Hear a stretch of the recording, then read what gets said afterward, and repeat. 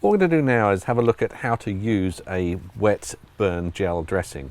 So in this example here, Maria's burnt herself on the car exhaust, so we've got a burn on the top side of the arm. So what we'll do to start with any burn or any first aid treatment, always make sure you've got your gloves on. Remember, the skin has been damaged. It's a very easy way of getting infection in, so we want to make sure we keep as clean as we physically can. So on this example, we've got the burn crawled to the top. So what we need to do, on each corner of the dressing, there's a little notch. So with that, we can easily just tear the dressing open. Once you've done that, if you open up the packet, you'll see that there's a small foam pad. Take that out the packet, just open that up.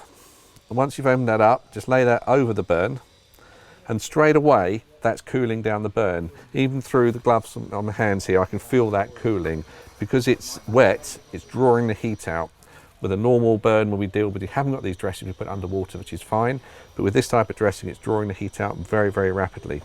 If you need to apply more gel onto it, you can get smaller sachets of gel, which are these, and they can quite easily just rip those open and pour that over the top.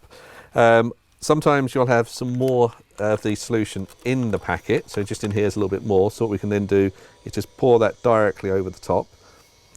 And the other way is to use something like this, which is where you got the gel in an actual bottle. So with this, you can again apply more of it over the top, which can help to cool the burn off. Once you've got this on here, you can then apply cling film over in layers, which we'll show you in a separate video, and then we can just secure that with a light bandage.